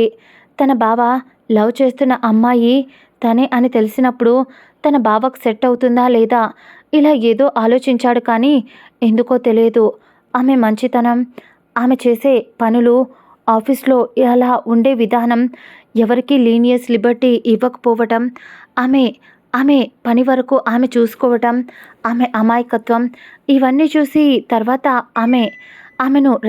ఆమెపై రెస్పెక్ట్ పెరిగింది. ఆమెతో ఇన్ని రోజులుగా ఆర్య సరిగ్గా మాట్లాడలేదు. ఎంత లేదన్నా తల్లి ఎంత చెడ్డదైనా ఆ తల్లికి పుట్టిన వాళ్ళే కదా ఈ ఇద్దరు పిల్లలు. దాంతో ఆర్యలో తను నాకు చెల్లి అవుతుంది అని అనుకుంటూ అంజలి దగ్గరికి వెళ్ళి అతడు కూడా మోకాళ్ళపై కూర్చొని అంజలి తలపై చెయ్యి వేసి, కామ్ డౌన్, బావకేం కాదు, నేను చూసుకుంటాను, అవసరమైతే యుఎస్కి తీసుకెళ్దాం, అంతేకాని బావకేం కాదు అనేసరికి అంజలి ఏడుస్తూ ఆర్య భుజంపై తల వాల్చి అన్నయ్య అని పిలిచింది. ఆ పిలుపు చాలా కొత్తగా అనిపించింది. అయినా ఆర్య ఏం మాట్లాడలేదు. నా లైఫ్లోకి వచ్చిన వాళ్ళు ఎవరు నాకు దగ్గరైనా వాళ్ళు చాలా రోజులు నా లైఫ్లో ఉండరు. అందుకని నేను ఇన్ని రోజులుగా ఎవరిని నా దగ్గరికి రానివ్వలేదు. కానీ ఆదిత్య వాటన్నింటినీ, నా అనుమానాలు, నా భయాలను అన్నింటినీ పక్కకు తోసేసి నా లైఫ్లోకి నేనుగా పిలుచుకున్న ఆదిత్య వచ్చాడు నాకు సంతోషాన్ని ఇవ్వడానికి. కానీ ఆదిత్య లేకపోతే నేను ఉండలేను అని ఏడుస్తూ ఉంది అంజలి. అప్పుడే ఆర్యకు ఏదో డౌట్ వచ్చి, ఇంతకు నువ్వు అక్కడికి ఎలా వచ్చావు అని అడిగాడు. అంజలి ఏడుస్తూ, నేను అమ్మని నిన్న ఆఫీస్లో చూశాను. వెంటనే భయపడిపోయి ఆదిత్య సార్ దగ్గరికి వెళ్ళి, సార్కి అక్కడ ఆయన లేడు ఆఫీస్లో, దాంతో నైట్ అంతా ఆఫీస్లో అక్కడే భయపడుతూ ఉన్నా. అప్పుడు ఆయన నైట్ వచ్చి నన్ను ఇంటికి తీసుకెళ్లారు. కానీ మరుసటి రోజు ఆఫీస్కి ఆయనకు చెప్పి నేను ఆటోలో బయలుదేరా. ఆటో వాడు సగం దారిలోకి వచ్చిన తర్వాత వాడు ఆటో రిపేర్ వచ్చిందని అక్కడే నన్ను దింపేశాడు. కానీ అక్కడే మళ్ళీ మా అమ్మ కనిపించింది. ఒక్క క్షణం సంతోషం, బాధ, భయం అన్నీ వేశాయి. వెంటనే అక్కడ ఇంకో ఆటోని మాట్లాడుకొని అమ్మ వెళ్ళిన వైపు ఆటోలో ఫాలో అవ్వడం మొదలుపెట్టా. కానీ మధ్యలో ఆదిత్య సార్కి కాల్ చేసి చెప్పాను, అమ్మ కనిపించింది, అమ్మ వెంట వెళ్తున్నాను అని. ఆయన వద్దు అని చెప్పాడు. కానీ ఎందుకో తెలియదు, ఖచ్చితంగా నా మనసు వెళ్ళాలి అని అనిపించడంతో అక్కడికి వచ్చా. అక్కడ నేను వచ్చేసరికి మిమ్మల్ని, కావ్యను నేలపై పడేసి మీతో అమ్మ అని చెప్పలేక ఆగిపోయింది అంజలి. ఆర్య ఆమెను తల నిమురుతూ, ఆవిడ మాట్లాడిన అన్నీ విన్నావా అని అడిగాడు ఆర్య. దాంతో ఏం చెప్పలేక అంజలి తల దించేస్తే ఆర్య కూడా ఏం మాట్లాడకుండా సైలెంట్గా అయిపోయాడు. కొన్ని పరిస్థితుల్లో మౌనమే సమాధానం అవుతుంది. అలా దాదాపు ఒక 3 గంటలు ఇద్దరు సైలెంట్గా అక్కడే వెయిట్ చేస్తూ కూర్చున్నారు. 3 గంటల తర్వాత బయటికి వచ్చిన డాక్టర్, ఆ అమ్మాయి కావ్య కొంచెం షాక్కి గురయ్యింది, అందువల్లే, పైగా తలకు కూడా బాగా గట్టిగా దెబ్బ తగిలింది, బ్లడ్ కూడా లాస్ అయ్యింది, 2 స్టిచెస్ పడ్డాయి, కానీ ఇప్పుడేం పర్లేదు, ఇప్పుడంతా బాగానే ఉంది, ఆ అమ్మాయి నాకు తెలిసి మార్నింగ్ కల్లా స్పృహలోకి కూడా రావచ్చు అని డాక్టర్ అనేసరికి ఆర్య, అంజలి మరియు ఆదిత్య గారు అని అడిగారు ఇద్దరు. డాక్టర్ చెప్పడానికి కొంచెం సంకోచిస్తుంటే, ఏమైంది డాక్టర్ అన్నారు ఆర్య కంగారుగా. దాంతో డాక్టర్, ఏం లేదు, బుల్లెట్ అయితే రిమూవ్ చేసేసాను, అయినా కూడా ఎలాంటి ప్రాబ్లం లేదు ఆయనకు. కానీ ఆయన ఇప్పుడు ఒక చంటి పిల్లాడిలా ఆయన్ని చూసుకోవాలి, ఎక్కువ స్ట్రెస్ అవ్వకూడదు, ఎక్కువ బాడీని స్ట్రెచ్ చేయకూడదు, చాలా జాగ్రత్తగా ఉండాలి, ఎందుకంటే బుల్లెట్ చాలా లోతుగా దిగింది అనేసరికి కొంచెం భయపడి అంజలి ఆర్య చెయ్యిని గట్టిగా పట్టుకుంది. ఆర్య కళ్ళతోనే ధైర్యం చెప్పాడు. ఆ తర్వాత డాక్టర్, మరి మా బావకి ఇప్పటికైతే ఏం ప్రాబ్లం లేదు కదా, ఆయన జాగ్రత్తగా చూసుకుంటాం అనేసరికి ఆయన కూడా పర్లేదు, త్వరగానే ఆయన కూడా స్పృహలోకి వస్తారు అనగానే అప్పుడు కుదుటపడ్డాడు. అలా ఒక వారం తర్వాత ఆదిత్య కొంచెం రికవరీ అయ్యి హాస్పిటల్ నుంచి బయటికి తీసుకువచ్చారు. కావ్యను కూడా ఆదిత్య ఇంటికే తీసుకొచ్చిన తర్వాత అక్కడ అందరూ హాల్లో కూర్చొని ఉన్నారు. కావ్య, ఆదిత్య ఆర్య వైపు చూస్తూ, మీతో ఒక విషయం మాట్లాడాలి అనేసరికి ఏంటా అన్నట్టు అందరూ చూశారు. అదేంటంటే, ఆ రోజు మాకు జరిగింది యాక్సిడెంట్ కాదు అనేసరికి ఆదిత్య, అత్తయ్య చేయించింది కదరా, అత్తయ్య చేయించింది కదా ఆ యాక్సిడెంట్, నాకు తెలుసు అన్నాడు ఆదిత్య. అప్పుడే ఆర్య కూడా, అవునరా, ఆ రోజు మనల్ని గెస్ట్ హౌస్కి దగ్గరికి వచ్చి కొంతమంది తీసుకెళ్లారు కదా, అది అమ్మ మనుషులే, ఆ రోజు చాలా జరిగాయి, అవన్నీ ఇప్పుడు ఎందుకులే అని ఆర్య అంటుంటే, అది కాదు అమ్మ, నాన్న చనిపోలేదు, అలాగే అన్నయ్య అని చెప్పింది కావ్య వాళ్ళ అమ్మ నాన్న గురించి. ఆ మాట వినగానే ఆర్య అంజలి షాకింగ్గా చూస్తుంటే ఆదిత్య నార్మల్గా చూస్తూ, నాకు తెలుసు కావ్య, అమ్మ నాన్న ఇన్ని రోజులు ఆ చాముండి కస్టడీలోనే ఉన్నారు. వాళ్ళని చాలా నరకాలు పెట్టింది. ఈ విషయం ఆర్యకు కూడా తెలుసు. అందుకే వాళ్ళు చాలా వీక్గా ఉండేసరికి నేనే వాళ్ళని ఒక చోట ఉంచాను.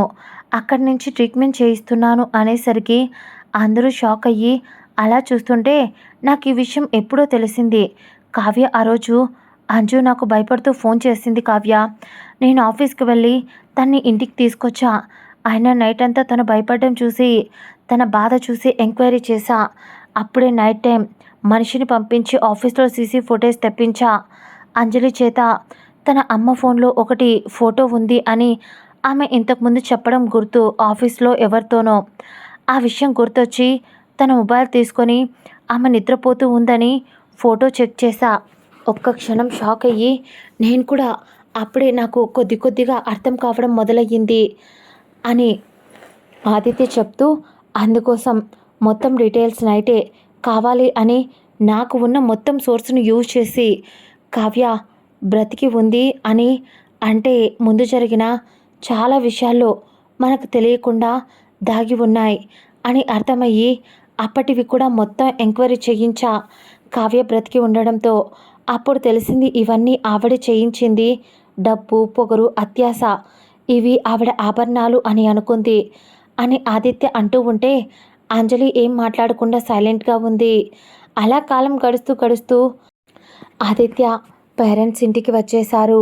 అంజలి చూసి సంతోషంగా, వచ్చావా నా తల్లి నేర్పిన సంస్కారం, మంచితనం, వీటి వల్ల నువ్వు అనాథాశ్రమంలో ఉన్నావో తెలిసి, నా చెల్లి ఇలాంటివన్నీ చేసింది అని తెలిసి దాన్ని నిలదీసి నీ దగ్గరికి వచ్చాము. అప్పటికి నేను మీ నాన్నకు నిజం తెలిసేలా చేశాను అని మీ అమ్మ నా మీద పగపట్టింది. అందుకని మీ నాన్నను మీ అమ్మ చంపేసింది. నిన్ను కూడా చంపేశాను అని అనుకుంది. కానీ దుర్బుద్ధి బాబాయ్, పిన్ని నిన్ను పెంచడం మొదలుపెట్టారు. ప్రపంచానికి మీ గురించి తెలియకుండా ఇప్పుడు నీ ఆస్తి కోసం, అక్కడ మీ నాన్న సంపాదించిన దానికోసం మీ అమ్మ వస్తే ఇక్కడ కోట్ల ఆస్తి మిస్ అవుతుంది. అక్కడ మీ బాబాయ్, పిన్ని కూడా తిరగబడతారు. అప్పుడు కోట్ల దాకా వెళ్తుంది. మీ అమ్మ నిజస్వరూపం బయట ప్రపంచానికి తెలుస్తుంది అని ఇలానే చాలా చేసింది మీ అమ్మ.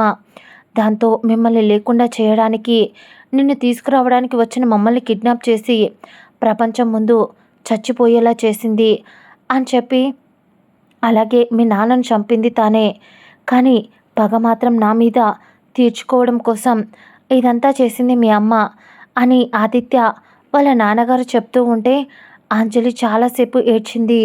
అలా మరో వారం గడిచిపోయింది. ఈ వారం రోజులు ఏం మాట్లాడలేదు, సైలెంట్గానే ఉంది. ఆదిత్య వాళ్ళకు చెప్పేశాడు అంజలి నేను పెళ్లి చేసుకున్నాను అని. ఆ తర్వాత ఒకరోజు సాత్విక్ గాడు ఆదిత్య ఇంటి ముందుకు వచ్చి నిలబడ్డాడు. షాక్లో అలాగే ఉండిపోయింది. అప్పుడే ఆ సాత్విక్ గాడు అంజలి దగ్గరికి వచ్చి ఆమె కాళ్ళపై పడి, సారీ అంజలి, తప్పు చేశాను. నీ విషయంలో చాలా పెద్ద తప్పే చేశా. ఇప్పటి వరకు నేను ఎన్ని తప్పులు చేసినా నిన్ను మాత్రం నేను నిజంగానే ప్రేమించా అంజలి. అందుకోసం అని చెప్పి నిన్ను నేను టచ్ కూడా చెయ్యలేదు. నీకు ఇష్టం లేదు అవన్నీ అని. అందుకే నీకు దూరంగా ఉన్నా. ప్లీజ్ అంజలి వచ్చేవా? కావ్య కూడా ఆదిత్య సార్ చెల్లెలంట కదా, అందుకే నువ్వు ఇక్కడ ఉన్నావు కదా అని అడిగాడు సాత్విక్. ఆ మాటకు తను నవ్వుతూ, ఏంటి ఏం చెప్తున్నావు? కావ్య ఆదిత్య గారి చెల్లెలా అని చెప్పి నేను ఇక్కడ ఉన్నాను అని అన్నావు కదా. లేదు, నువ్వు అనుకుంటున్నది తప్పు. నేను కావ్య నా ఫ్రెండ్ కాబట్టి నేను ఇక్కడ ఉండటం లేదు. నేను ఆదిత్య గారి వైఫ్ని. నువ్వు నన్ను నీడని టచ్ చేయాలన్నా నా నీడని టచ్ చేయాలి అని అనుకున్నా నీకు ఆ అర్హత కూడా ఉండాలేమో కదా. నేను ఇక్కడ ఉన్నా నాకేం తెలియదు అని అనుకుంటున్నావా? నువ్వు ఎక్కడ ఉన్నా నీ విషయాలు ఎక్కడిదాకా ఆదిత్య గారికి తెలుస్తూనే ఉంటాయి.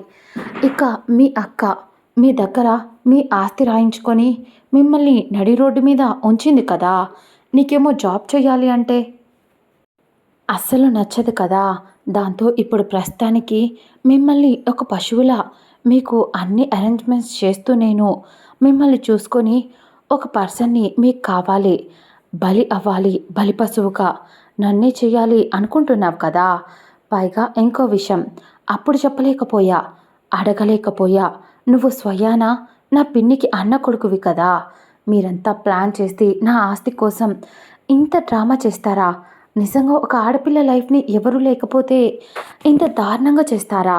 అవునులే, కన్నతల్లే కసాయి దానిలా ప్రవర్తించినప్పుడు నువ్వు ఇంకెంత చెత్త వెదవో అని ఆమె వస్తున్న కన్నీళ్ళను తుడుచుకుంటూ, ఏదేదో మీకోసం నేను ఏడవడం లేదు. నేను ఇన్ని రోజులు నీలాంటి వెధవను 3 సంవత్సరాలు నమ్మాను. నాకు తెలిసి నాకు ఎవరూ లేరు అని చెప్పి నువ్వు చూపిస్తున్న కన్సర్న్ని నేను ప్రేమ అనుకున్నా. కానీ నువ్వు చూపిస్తున్న ఆ ప్రేమలో నేను నీకు దగ్గర కాలేకపోయా. కానీ ఆదిత్య సార్ కొంచెం దూరంగా ఉంటే చాలు, ప్రాణం పోతున్న ఫీలింగ్ కలుగుతుంది ఆయన్ని చూస్తే. అందుకే చెప్తున్నా, ఆయన నేను మనసా వాచా ప్రేమిస్తున్నా. ఆయన్ని నేను ఆరాధిస్తున్నా. ఆయన నేను నా కలల్లో, నా జీవితంలో భ్రమించేశా. ఇంతకన్నా మేము నీకు ఎక్కువ చెప్పనవసరం లేదనుకుంటా. ఎందుకంటే మా ఇద్దరికి చెప్తే మా ఇద్దరి గురించి దిష్టి తగులుతుంది.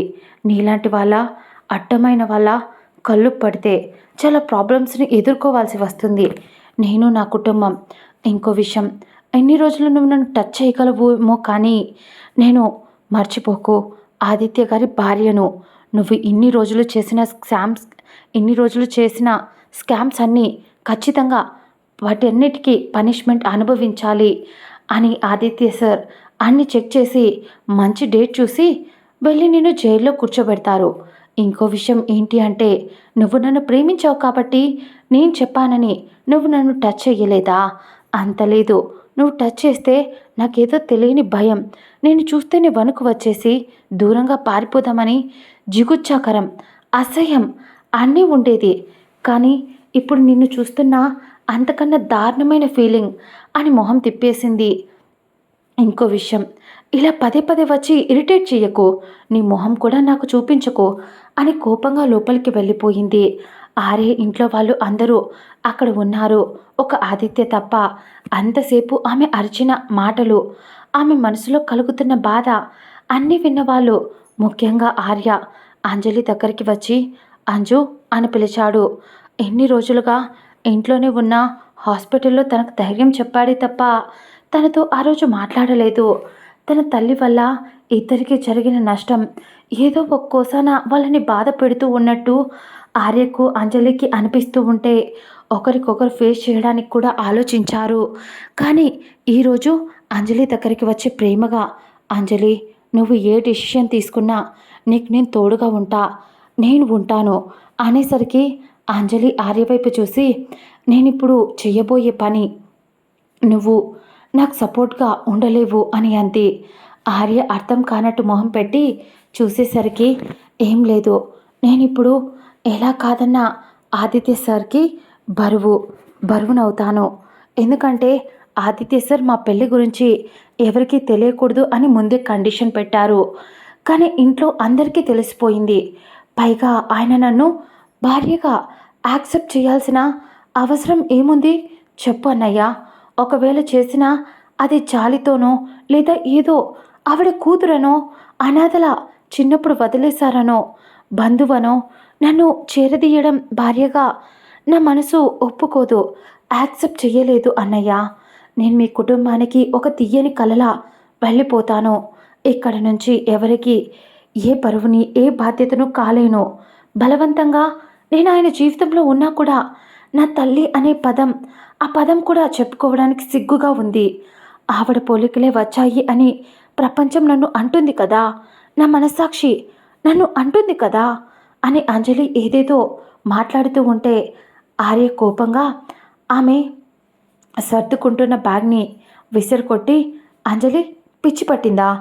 ఎప్పుడు నీ వాగుడు నీదేనా? నేను చెప్పేది వినవా అని అరిచాడు. అక్కడి నుంచి ఒక వారం తర్వాత కథ షిఫ్ట్ అయ్యింది. ఆ రోజు ఆదిత్య కొత్త ప్రాజెక్ట్ లాంచ్ ఉండడంతో ప్యారిస్లో దాని లాంచింగ్ డేట్ ఉంది కాబట్టి అక్కడికి వెళ్ళి వర్క్ అంతా ఫినిష్ చేసుకొని మళ్ళీ ఇండియాకు రిటర్న్ అయ్యాడు. కరెక్ట్గా ఎయిర్పోర్ట్లో ల్యాండ్ అయ్యేసరికి అతని ఫోన్ స్విచ్ ఆన్ చేసి ఆర్య కాల్ చేశాడు. డ్రైవర్ని పంపించాడో లేదో అని ఆర్యకు ఫోన్ లిఫ్ట్ చేసి వెల్కమ్ బ్యాక్ బావా అనేసరికి థ్యాంక్ యూ బామర్ది, ఎంతకీ మా చెల్లెలా ఉంది బే అని అడిగాడు. ఆర్య ఒడిలో పడుకొని కావ్య నిద్రపోతూ ఉంటే నీ చెల్లికేమైంది, ఇంతసేపు నా బుర్ర తిని ఇప్పుడు ప్రశాంతంగా పడుకుంది అనేసరికి ఆదిత్య ఈడియట్, తన్ని బాధ పెట్టకుండా చూసుకో, బాధ పెట్టావనుకో నా బుజ్జి నేను తెచ్చేసుకుంటా అనేసరికి ఆర్య ఉడుక్కుంటూ నా పెళ్ళాన్ని నువ్వు తీసుకుపోనవసరం లేదు, కానీ అక్కడ నీ పెళ్ళానికి నీతో పని పడిందంట అనేసరికి ఆదిత్య అర్థం కానట్టు ఏం వాగుతున్నావురా అన్నాడు ఆదిత్య. దాంతో బావా నీ ముందు ఒక రెడ్ కలర్ కార్ కనిపిస్తుందా అనేసరికి కనిపిస్తుంది అన్నాడు ఆదిత్య. అయితే వెళ్ళి దానిలో కూర్చో బావా, వాళ్ళు చెప్పిన పని చెప్పినట్టు చేయి, ఆ తర్వాత నేను నీకు ఒక విషయం చెప్తాను అనేసరికి ఏం ప్లాన్ చేసావు బే అని అడిగాడు ఆదిత్య. ఆర్య గొనుక్కుంటూ బావా మాకు సర్ప్రైజ్ ఇచ్చే ఛాన్స్ ఇవ్వనివ్వవా, నీకు లైఫ్లో నువ్వు మర్చిపోలేని సర్ప్రైజ్ ఇవ్వబోతున్నా, కాకపోతే నువ్వు సైలెంట్గా ఉంటే అది త్వరగా సర్ప్రైజ్లా ఎలా ఉంటుంది చెప్పు, అందుకే త్వరగా నీ కళ్ళ ముందుకి వస్తుంది, తమరేమో వాగుతూనే ఉన్నారు అని ఆర్య అంటుంటే నీకు నోటితులు ఎక్కువైందిరా అన్నాడు ఆదిత్య. ఆ తర్వాత సరే కానీ బావా అంజలితో మాట్లాడావా అని అడిగాడు ఆర్య.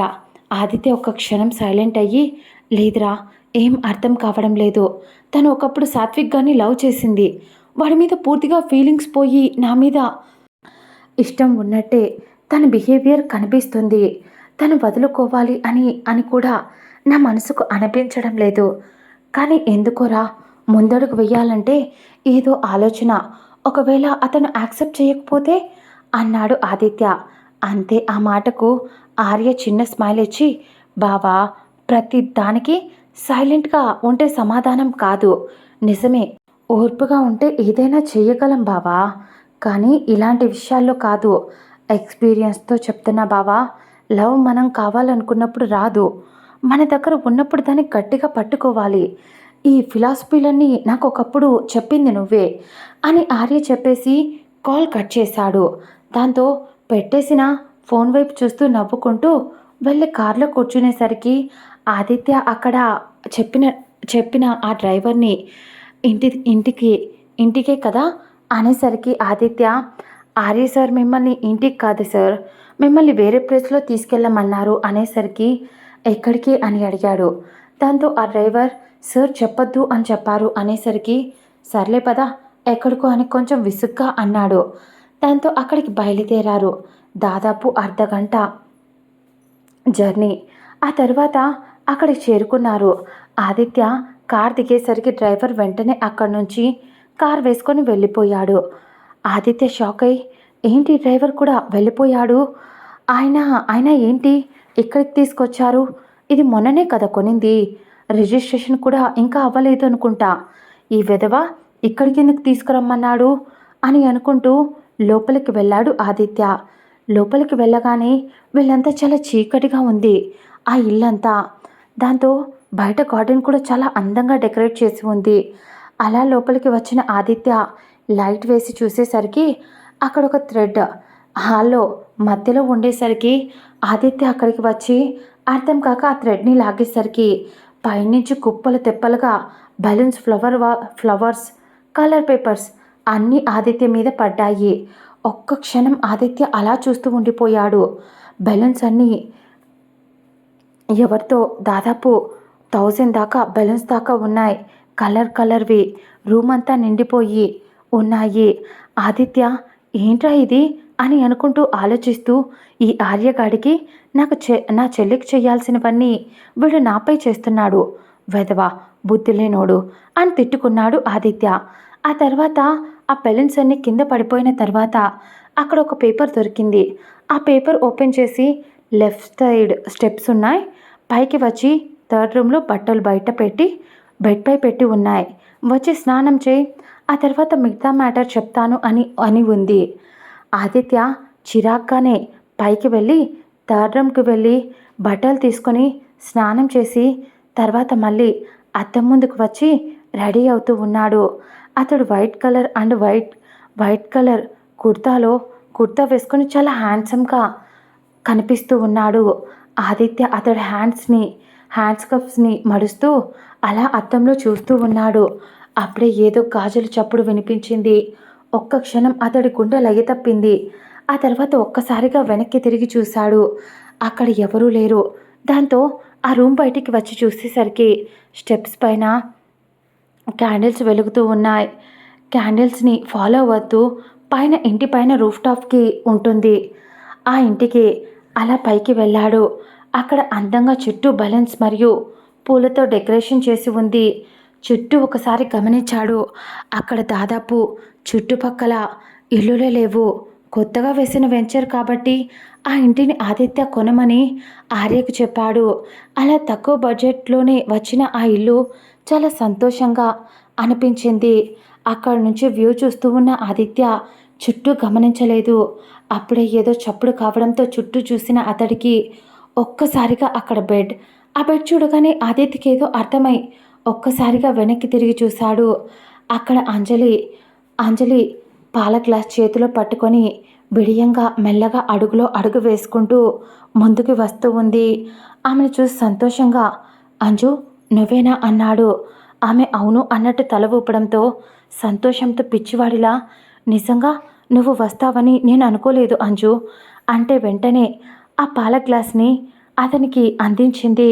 అతను అర్థం కానట్టు చూస్తూ ఉంటే ఆ పాలను ఆమె అతడి చేతికి ఇచ్చి మీరు అతడికి కొన్ని పాలు తాపించి ఆ తర్వాత ఆమె కూడా తాగి ఆ తర్వాత అతని దగ్గర ఆశీర్వాదం తీసుకుంది. అతడు అర్థం కానట్టు అంజు ఇప్పుడు ఇవన్నీ ఎందుకు అనేసరికి అంజలి సిగ్గుపడుతూ పిచ్చోడా నీకు అర్థం కాలేదా, పక్కన శోభనానికి అన్నీ రెడీ చేసి పెట్టా, ఇక్కడ నేను కూడా రెడీగా ఉన్నా అంది సిగ్గుపడుతున్న గొంతుతో. నన్ను వదిలేసి దీనికెందుకు అంటావేంట్రా అని తిట్టుకుంది. అప్పుడే అంజలి కొంచెం ధైర్యం చేసి ముందుకడిగి వేసి అతని చుట్టూ చేతులు వేసి గట్టిగా హత్తుకుంటూ నువ్వు నన్ను ప్రేమించావని ఎందుకు చెప్పలేదు, నువ్వు నాకు తోడుగా ఉండటానికి ఇదంతా చేశావు అని నాకెందుకు చెప్పలేదు, నా ప్రాణం పోతుంటే కాపాడుకున్న ఆ క్షణమే నాకు అర్థమయ్యింది నువ్వు నన్ను ప్రేమిస్తున్నావు అని. కానీ నాలో ఉన్న భయం నిన్ను దూరం పెట్టి నిన్ను వదిలేసి వెళ్ళిపోవాలి అనుకున్నా.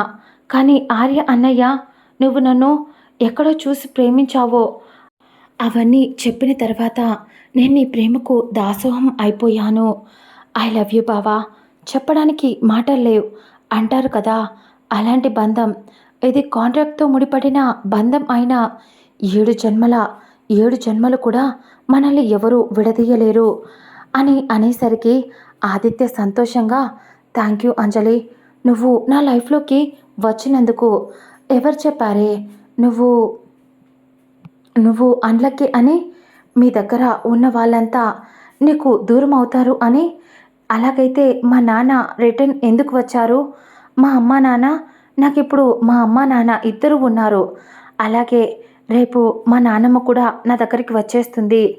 ఆవిడకు నిన్ననే అత్తయ్య గురించి మొత్తం చెప్పేశాను. నాన్న ఫోన్ చేసి ఇచ్చేసరికి అంజలి సంతోషంగా అతన్ని ఇంకా హత్తుకుంది. ఆమె అతని షర్ట్ పట్టుకొని లాక్కొని ముద్దు పెట్టడం మొదలుపెట్టింది. మళ్ళీ ఒక్క క్షణం ముద్దును ఆపేసి బావా ఒట్టేసి చెప్తున్నా, మనసులో కూడా ఎవరిని నేను తలుచుకోవడం లేదు. నా అనువనువు నువ్వే నిండిపోయావు. నువ్వు నా లైఫ్లోకి ఎందుకు వచ్చావు అని అనుకునేలా నన్ను ఎప్పుడూ ఫీల్ చేయకు బావా అని అంటూ అతన్ని పైకి ఆమె చేరుకొని ఇష్టంగా అతన్ని ముద్దు పెట్టుకోవడం మొదలుపెట్టింది. ఆ ముద్దులో గాఢత పెరిగింది. ఇద్దరి మధ్య మాటలు తగ్గాయి. వాళ్ళ పెదాలు మాత్రం కోటి ఊసులు, కొన్ని వేల ప్రేమలేఖలు రాసుకుంటూ సమయాన్ని కరిగించేస్తూ ఆ టెర్రస్పై పూల పానపై ఇద్దరు ఒకటవుతూ ఇద్దరు బట్టలు వేరయ్యి ఒకరిలో ఒకరు కలిసిపోతూ ఇష్టంగా పెనవేసుకుపోయారు. ఆదిత్య ఆమె అణువణువును అతడి చేత్తో స్పృశిస్తూ ఆమెలోకి చేరుకున్న క్షణం ఆమె కంట్లో కన్నీళ్లు లైట్గా కారాయి. ఆదిత్య నొప్పిగా ఉందా బంగారం అని అడిగేసరికి అంజలి లేదు అన్నట్టు తల ఊపి నొప్పిని లోపలే దాచేసింది. ఎందుకంటే తన భర్త కొంచెమైనా బాధపడ్డం ఆమె చూడలేదు. అలా ఇద్దరు రాత్రంతా ఎన్నిసార్లు కలిశారో లెక్కే లేదు. మరుసటి రోజు ఉదయం సాయంత్రం వరకు అక్కడే ఉండి అప్పుడు రిటర్న్ అయ్యారు. ఇంటికి వచ్చేసరికి ఆదిత్య నానమ్మ వచ్చింది. ఆవిడ్ని చూడగానే అంజలి షాక్ అయి ఆదిత్యతో చెప్పింది, ఈవిడ వల్లే నేను మీ దగ్గరికి వచ్చాను. ఆ రోజు అంత ధైర్యంగా నన్ను పెళ్లి చేసుకుంటావా అని మిమ్మల్ని అడిగాను నేను అనేసరికి ఆదిత్య సంతోషంగా ఆవిని హత్తుకుంటూ, థ్యాంక్ యూ నానమ్మ, మీరెక్కడున్నా నా సంతోషాన్ని కోరుకున్నారు అని అలా కుటుంబం అంతా సంతోషంగా ఉంది. అలా ఆర్య ఫాదర్ తన భార్య చేసిన ఇన్ని రోజుల తప్పులకు కాను ఆయన పశ్చాత్తాపడుతూ కొడుకును చిన్నప్పటి నుంచి ఆయన కూడా పట్టించుకోనందుకు బాధపడుతూ ఎప్పుడు కొడుకు దగ్గరికి వచ్చినా కొడుకు కూడా ఇప్పుడు ఆయనలాగే పట్టించుకోకుండా వదిలేశాడు. అంటారు కదా, కొన్ని బంధాలు అంతే, ఎంత కావాలి అనుకున్నా వద్దు అని అనిపిస్తూ ఉంటుంది. వాళ్ళు దూరం పెడుతూనే ఉంటారు. అందుకే అలా కాలం గడిచిపోతూ